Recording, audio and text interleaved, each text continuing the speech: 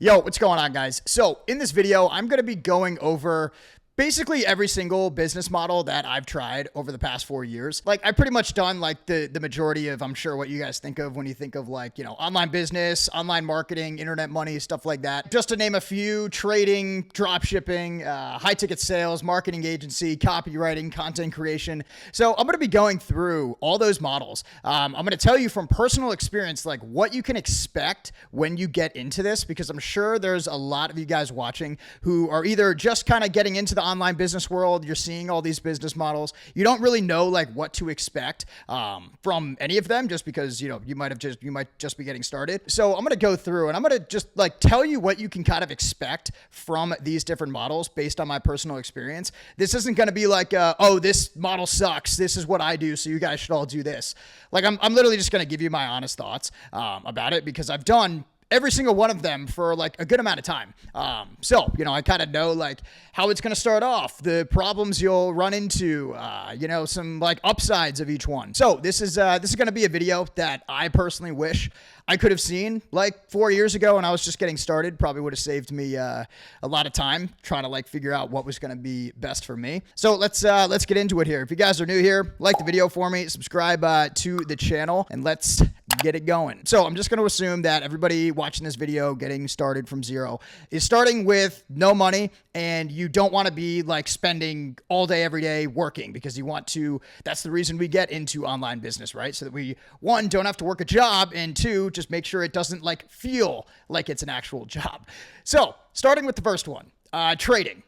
This is one where it's just like, bro, you're just not going to be a trader. Okay. Like everybody, we'll do the first two quick here, because everybody wants to be a trader. Everybody wants to be a drop shipper, right? Everyone wants to sit on their couch and work 30 minutes a day and trade options and trade futures and blah, blah, blah, and do all this stuff and make tons of money. It's like, the thing you got to realize, bro, like if you're just getting started and you have no money, like the top performing hedge funds in the world, they're putting up like 30% a year, right? Like they're putting up 30, like that's a massive spread for that hedge fund. They're trading with hundreds of billions of dollars. Like they're crushing it. So not only are you guys playing against like a lot of the smartest people in the world, but certainly the richest people in the world who have like all the insider info and like know like what is going to happen, right? So if you're just stepping in, like thinking you're somehow going to turn like, I don't know, $2,000 into like 250K in a year, it's just like, it's so just not like, it's just not possible. So this is something like, obviously you can have your portfolio, you can actively manage it, but still to like rely on this as a full-time income, you need like, I'd say like, honestly, at least like 100K.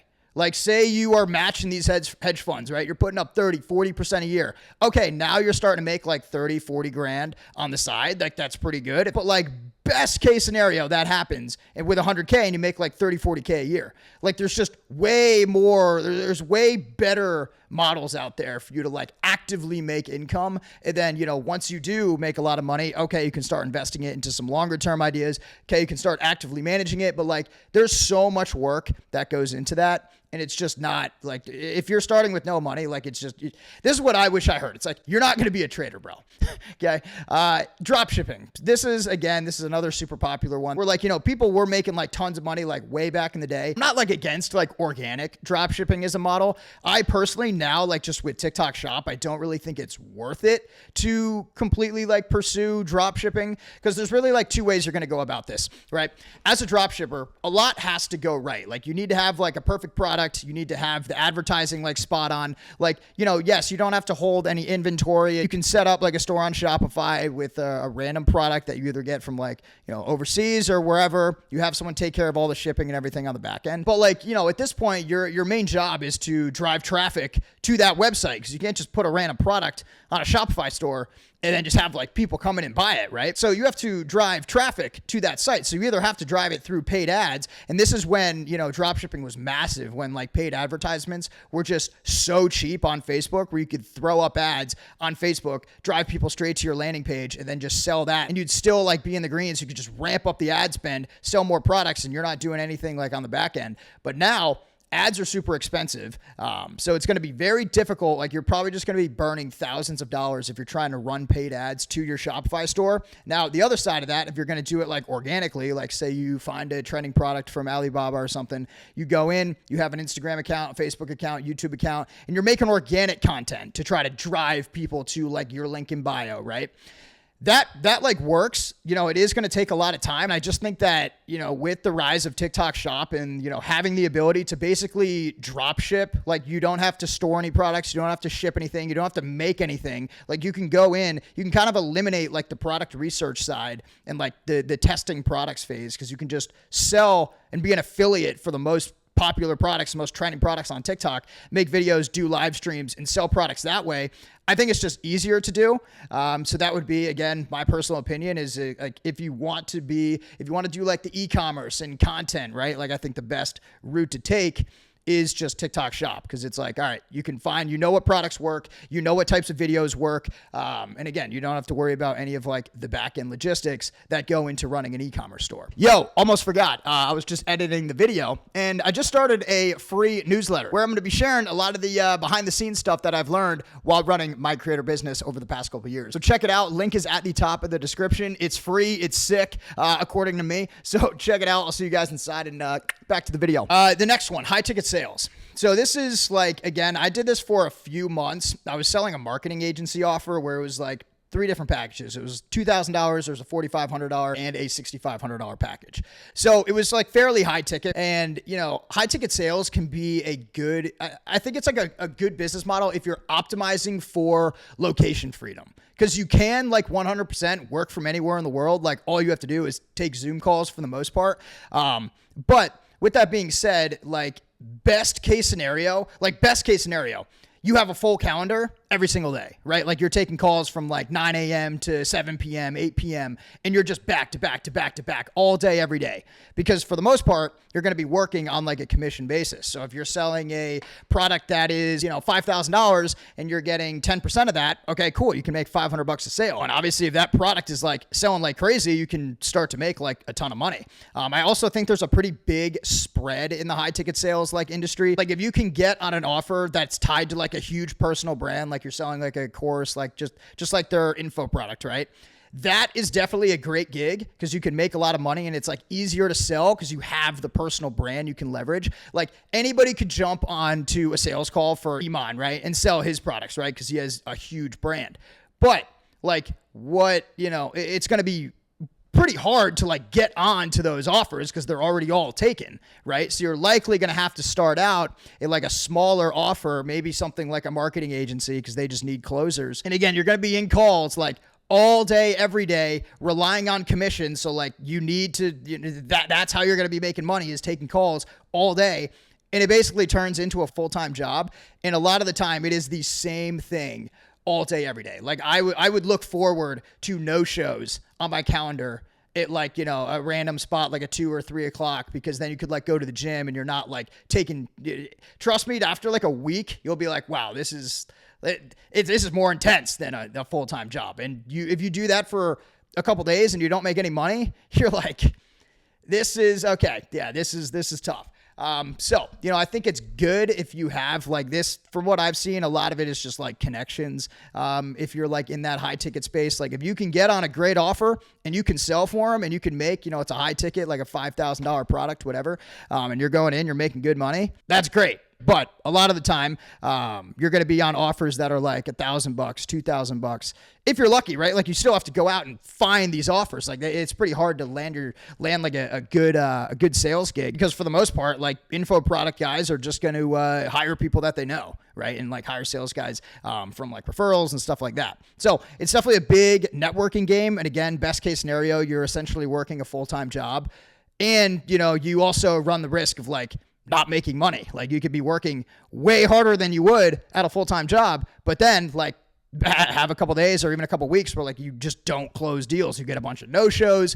all that. So there's three. The next one, a marketing agency. So I still even do like marketing agency related stuff. I think that it's switched up a lot over the past couple of years. Like if you think that you're just going to go out there and be able to sign like local businesses at $2,000 a month to run their ads, and then they have to pay ad spend on top of that. So they're spending like $4K a month. Like it's not very realistic. And I'll tell you, like those clients that you have on, like they're going to be a total pain. Like it's a lot for a business to afford, like a $4,000 a month. That's a pretty big expense. And a lot of these companies they're just not making that type of money. Those smaller businesses, right? Like those would probably be the easier ones to sell, but it just doesn't really make sense for them unless they're like really crushing it. Like for the most part, businesses just don't make as much money, like as you think. Like a lot of them don't make as much money as you think. Like if you see a random business online with like a great website and you're like, oh, they must be crushing it. Like they're probably not. That's one thing I've learned over the years is that a lot of businesses just like don't make any money. I'll tell you another thing about agencies, because this is kind of like how the market has shifted. The agency world now, you guys probably see it. Like there's the guarantees that these companies have, like to sign clients, right? Like, 100 guaranteed appointments, 20, 30 closed deals a month, or you don't pay, all this, or you don't pay stuff, right? That's a textbook marketing agency offer. Like, oh, we'll get you freaking 500 qualified appointments this month, or you don't pay. Obviously, the business owners are going to go out and they're only going to work with those who have the best offers. But like these offers these days that people are creating, there's no way they're going to fulfill on that. So they sign them for a month and then they realize they can't generate 100 appointments for whatever they were talking about. That company, that agency signs all the clients. They all go in. It doesn't work for them. Now they leave and they hate marketing agencies. And then the ones who don't make any like massive, bold promises when they're like just straight up and they're like, hey, like this is the service we're going to provide. This is how we can help you do ads, SEO ranking, stuff like that. They're not going to get any of the sales. And I know this because I literally took sales calls for this, because they're going to be like, oh, well, I've got a call with 4 other agencies and these guys are all offering me 50 appointments, 100 appointments. And you're like, it's just not going to work, right? So that's kind of what you're going to run into when you go to start a marketing agency. Like, I definitely think it's a great business model, and I'll kind of tell you like how I structure this to like act as an agency in a little bit here, because you do have to you got to switch up what you're offering and kind of just like approach it differently, I think. So it's also going to cost a lot to get, the only way you're going to get clients is through cold calling, cold email, or running paid ads. Running paid ads to, have these clients book calls with you, and then you take all the sales calls. It's going to cost a lot. Like you're probably going to be spending like $100 per qualified appointment. So, if you bang out 10 appointments and you're out $1,000 and none of them close, it's like you can kind of fold pretty quickly there. Oh, that reminds me. Have you guys liked the video and subscribed to the channel yet? If not, go ahead and do that if you guys are liking this video so far. Hey, if you're still here, you must be. So appreciate you tuning in. Yeah, what do we have for so next one, copywriting. Again, this is more like the way that I've always approached copywriting. Like if you're a copywriter, right? Like you're doing like email marketing, you're helping them with ads, maybe some stuff on their website, like just like writing copy for them, right? Like, again, this is kind of like something that I think about where it's like, most people like most businesses do need copywriters, and you can definitely learn this. Like it is like a great skill to know.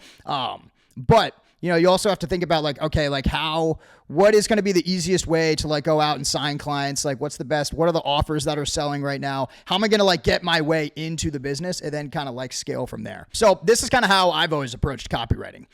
This has taken us into the last one here is content. So being a content creator, which is what I personally do. Going back to the beginning of the video, like now that we have TikTok Shop, being a content creator, like, is by far the most in-demand skill right now. Like back in the day, like when I first started out, there was no real incentive to be a content creator, right? Like the way that you could monetize it was through just building like a personal brand, which is like a pretty big commitment, right? Like you're going out and you're like, okay, I'm going to try to become like TikTok famous, right? Or you would have to be like a social media manager for a company. And then it's kind of just like a job at that point. Like if you're making videos and you're like, you're a social media manager for a company, that basically is like a 9-to-5 job.